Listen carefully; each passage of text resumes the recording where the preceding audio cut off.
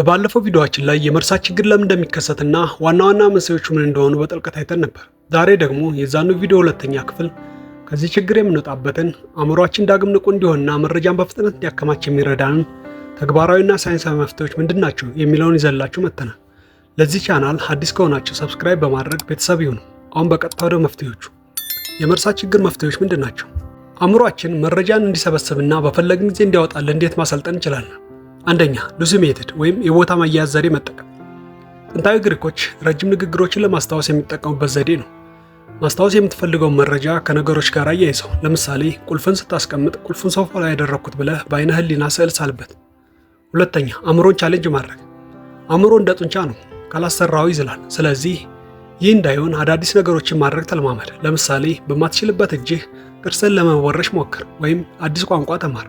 ይህ አዳዲስ የነርቭ ግንኙነቶችን ወይም ኒውሮፕላስቲስ ስለሚፈጥር የማስታወስ አቅምህን ከፍ እንዲል ያደርገዋል። ሶስተኛ፣ የ8 ሰከንድ ህግ። አንድ ነገር ለማስታወስ ቢያንስ ለ8 ሰከንድ ያህል ትኩረት በሱ ላይ ብቻ መሆን አለበት። ለ8 ሰከንድ ያየኸው ወይም ያሰብከው ነገር ወደ ረጅም ጊዜ ማህደር ትውስታ የመሸጋገር እድሉ በ80% ይጨምራል። ለምሳሌ ቁልፍ ስታስቀምጥ ወይም አዲስ ነገር ስትሰማ በልብህ ለ8 ሰከንድ ትኩረትን ስጠው።